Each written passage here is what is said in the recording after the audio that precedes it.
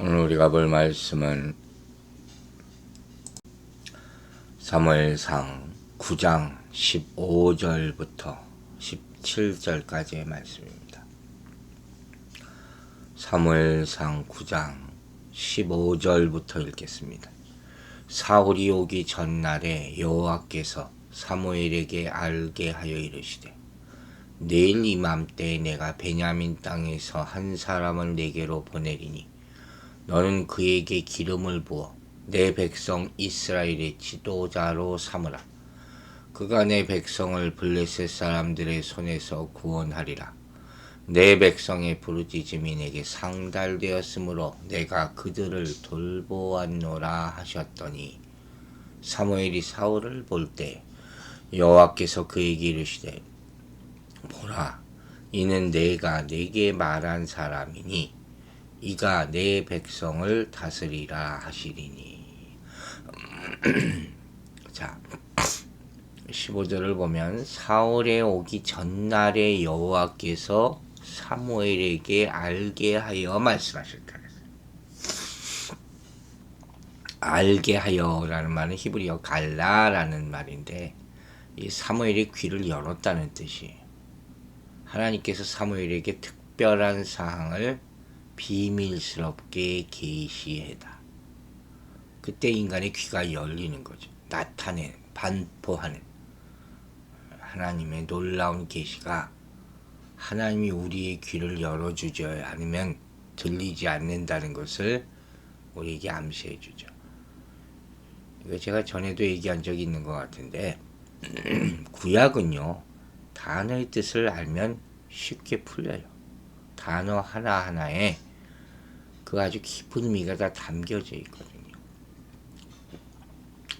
어쨌든 이 9장은 사무엘과 사울의 만남을 이야기하는 말씀이 이렇게 쭉 앞으로 나오잖아요. 근데 하나님의 계시가 먼저 있었다는 거죠. 근데 하나님께서 이렇게 하나님의 사람을 선택하실 때 중요한 게 있어요. 하나는 선택 기준이겠죠. 그리고 또 하나는 선택 과정이에요. 문제는 이걸 우리가 모른다는 거죠. 아무나 하나님의 사람이 될 수가 없어요. 내가 하나님의 사람이 돼야겠다, 준비한다 그래서 다 되는 게 아니란 말이에요. 가능성은 늘어날 수 있을지 모르지만 이걸 하나님의 오묘한 경륜이다, 그 가운데서 인도하신다, 이렇게 말하는 거예요. 그래서 우리는 이렇게 되어지는 사건, 즉 누구를 만나고 어떤 사람이 어떤 사람과 관계를 갖고 뭐 이렇게 하는 것이 나 자신의 소원의 기준에서 잘 되고 못 되고 성공하고 실패하고 복이 되고 화가 되고 이렇게 생각할 게 아니라는 거예요. 그 만남에 대해서 우리는 정말 깊이 한번 생각해 봐야 돼요. 이 속에 하나님의 뜻이 있어요. 때로는 하나님의 말씀이 있기 때문에 만날 수 있는 것이다 하는 거예요. 사무엘만 그런 게 아니에요. 사울만 그런 게 아니죠. 모든 만남 가운데 하나님의 경륜이 있고 지금도 나타나고 있고 우리 모두에게도 나타나고 있다. 이 사실을 우리가 알고 만남을 소중히 해야 한다고 얘기한 바 있습니다. 이제 16절이 아주 중요한 구절이죠. 말씀이 길기도 하죠. 16절, 17절을 같이 읽겠습니다. 내일 이맘때에 내가 베냐민 땅에서 한 사람을 내게 보내리니 너는 그에게 기름을 부어 내 백성 이스라엘의 지도자를 삼으라. 그가 내 백성을 블레셋 사람의 손에서 구원하리라.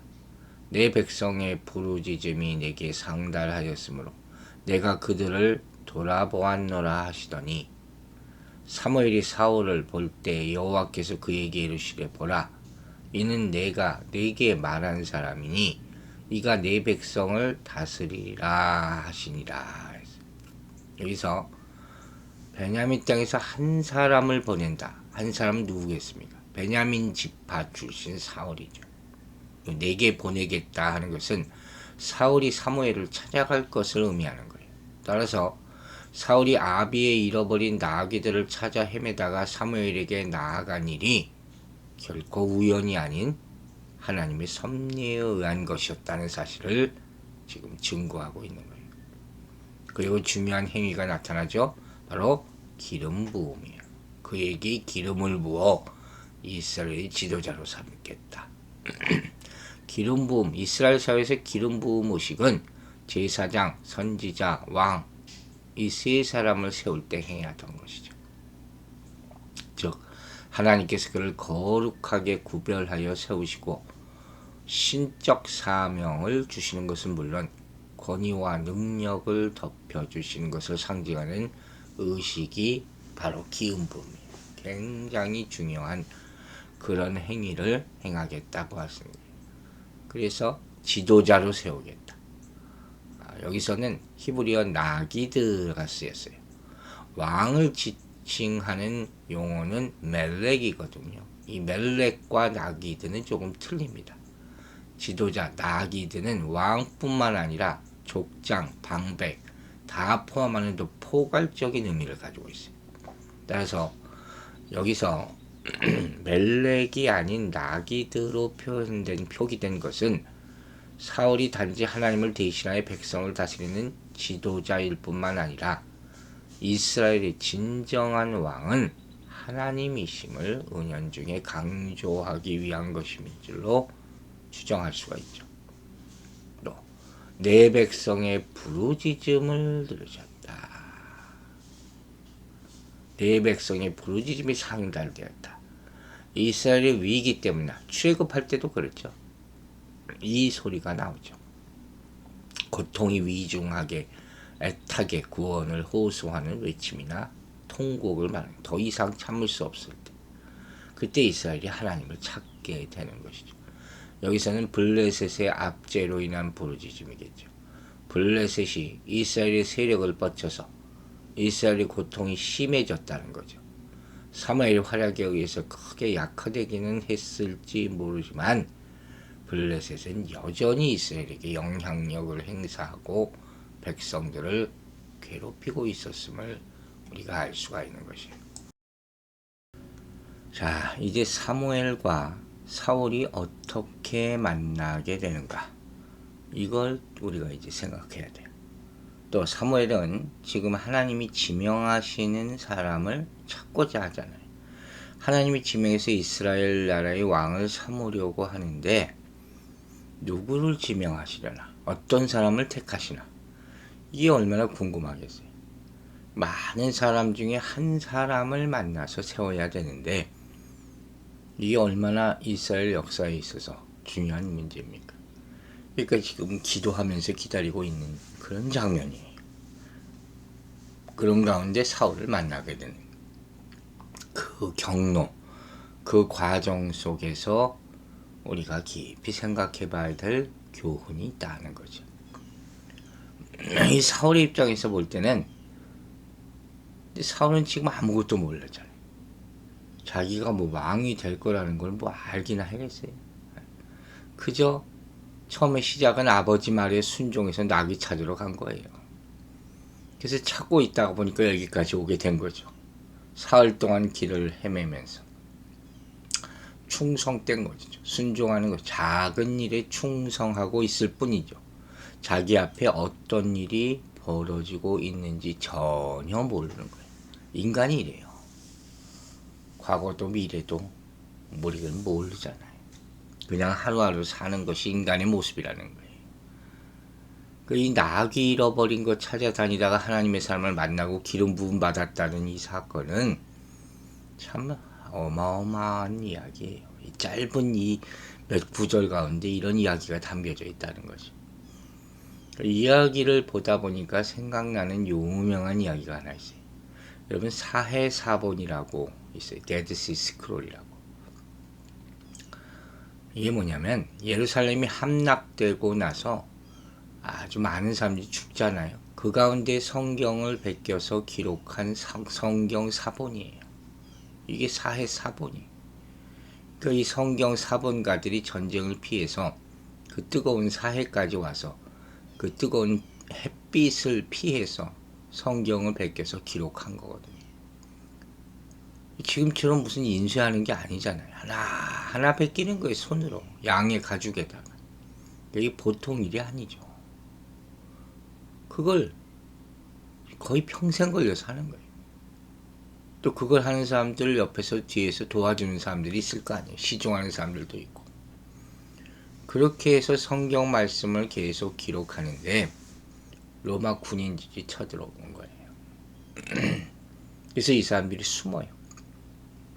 숨으면서 그럼 이제까지 써놓은 성경 사본을 어떻게 했을 것 같아요? 항아리에다 넣어서 숨습니다. 감춰놓는 거예요. 그래서 전혀 사람들의 관심이 없는 골짜기 굴 속에다가 보관을 해요. 항아리 뚜껑을 덮어놓고. 그리고 사람들이 죽었어요.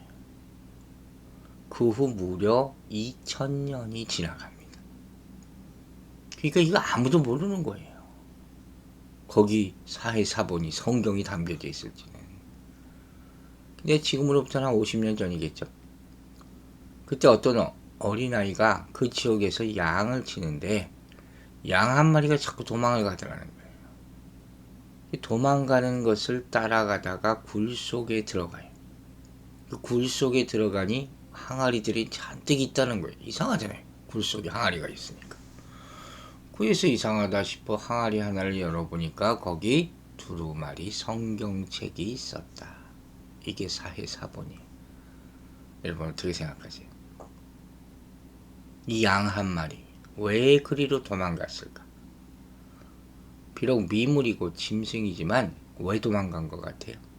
하필 왜 굴 속으로 도망가요? 그 깜깜한데. 그리고 또 도망가는 양을 따라가는 소년의 마음을 생각해 보세요. 이거 그냥 포기하고 갈 수 있어요. 아니면 밖에서 기다리는, 그럴 수도 있겠죠. 근데 끝까지 굴 안으로 양을 따라갑니다. 이런 모든 것들이 합쳐져서 2000년 동안 묻혔던 사해사본이 햇빛을 보게 됩니다. 이게 우연일까요? 이게 얼마나 중요한 성경 자료인지 여러분 아실 거예요. 자, 오늘 여기 보면 암나기 하나가 길을 잃어버려요. 이 때문에 사울은 그것을 쫓아가게 되고 쫓아가다가 결국 사무엘을 만나게 되는 거 아닙니까? 여기서 또 한 가지 생각할 것은 뭐예요? 하나님께서 사무엘에게는 먼저 말씀하시죠. 내일 이맘때 내가 베냐민 땅에서 한 사람을 내게 보내리라. 하나님은 다 알고 계획하고 계십니다.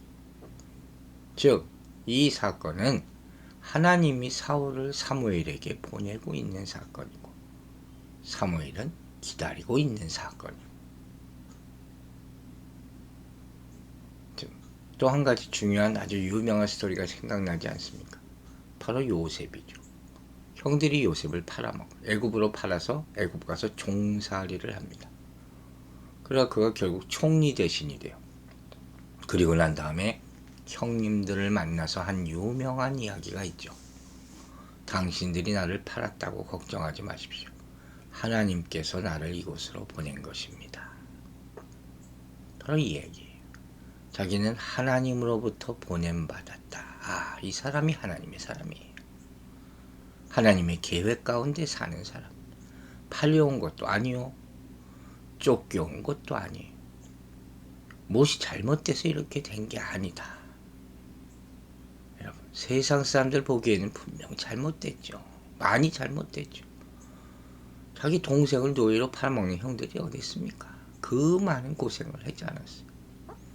그런데 결과적으로 보니까 이 모든 과정을 통해서 하나님의 뜻이 이루어졌다. 이걸 하니까 애굽으로 보냄받은 사람이 되어버린 거예요. 한 사람을 내가 네게 보내리라. 이 말씀이 참 감동적이에요. 하나님이 보내시는 것이죠. 그런데 이 보냄받은 사람은 아무나가 아니죠. 믿음의 사람, 충성된 사람, 진실과 겸손의 사람, 이런 것들이 있었다는 것이죠. 또 하나님은 사무엘에게는 미리 가르쳐 줍니다. 내일 이맘때 내가 한 사람을 보낼 테니까 너는 그를 만날 것이다. 그러면 그에게 기름을 부어라. 이 계시는 항상 양면성이 있어요. 혼자만 듣는 계시라는 건 없는 거예요. 다 같이 들려주시는 거예요. 이 계시의 역사, 하나님의 섭리는 절대로 한 사람에게만 비밀스럽게 주어주는 것이 아니에요. 그런데 오늘 본문에는 아는 사람도 있고 모르는 사람도 있다는 것도 알려줘요. 그죠? 사울과 아나니아가 만날 때는 두 사람에게 같이 들려주셨잖아요.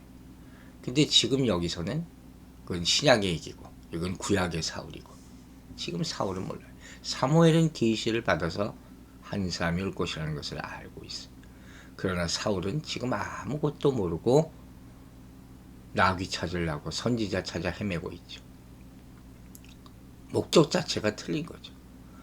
지금 선지자를 만나서 하나님의 말씀을 들어야 되겠다. 이게 아니라니까요. 지금은 아무것도 몰라요.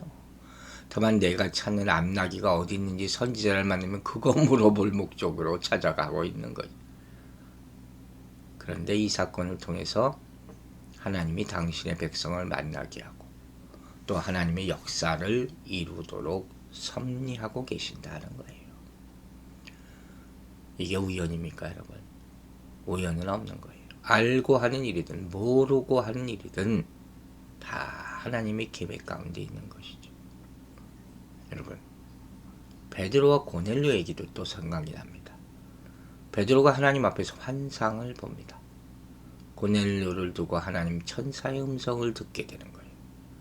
그리고 베드로가 고넬료가 하나님의 주선하심과 섭리 속에서 만나게 되죠. 엄청난 사건이에요. 왜? 유대 사람 베드로가 이방 사람, 그것도 로마 군인의 집에 절대 들어갈 수 없기 때문에 당시 그랬어요. 근데 그럼에도 불구하고 받은 계시가 크고 하나님의 음성이 분명하기 때문에 같이 들어갑니다. 먹고 유숙해요. 그리고 하나님의 말씀을 전하고 세례를 줍니다. 모든 규례를 떠나서 하나님의 음성이 들렸기 때문에 이런 엄청나게 파격적인 사건이 이루어져서 이방 사람에게 구원의 역사가 나타나고 있는 것 아닙니까? 그래서 여기 말씀이 중요한 거예요. 한 사람을 보내리라. 그 사람에게 기름을 부어서 왕이 되게 하고 백성을 구원하게 될 것이요 동시에 다스리게 할 것이다. 구원하는 일과 다스리는 일, 이 두 가지가 다 왕이 해야 될 일이죠. 구원하는 일은 안보적인 일입니다. 통치라는 것은 모든 백성으로 하여금 자유롭게 자기 생업에 전념할 수 있도록 관리하는 일, 이 일을 하게 할 것이다. 누구에게? 당 나귀 찾으러 온 사울에게. 이렇게 하나님의 역사는 이루어지는 것입니다. 우리는 알 수도 있고 모를 수도 있어요.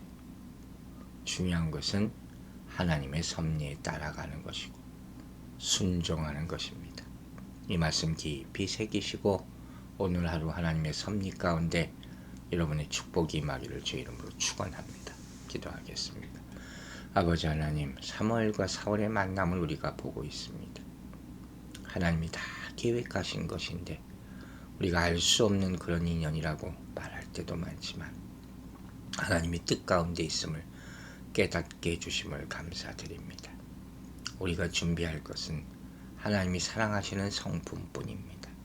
돌아보고 오늘도 또 돌아보아 하나님이 쓰시기에 합당한 사람들에게 준비하게 하여 주시고 하나님의 음성이 들릴 때나 들리지 않을 때나 하나님의 말씀과 뜻에 따라서 순종하며 사는 우리 모습도 되게 하여 주시옵소서. 그리할 때 이 하루하루의 순종하는 삶 가운데 하나님의 계획이 드러나고 귀한 만남들이 나타나서 역사가 이루어질 줄로 믿습니다. 감사드리며 예수 그리스도 이름으로 기도했습니다.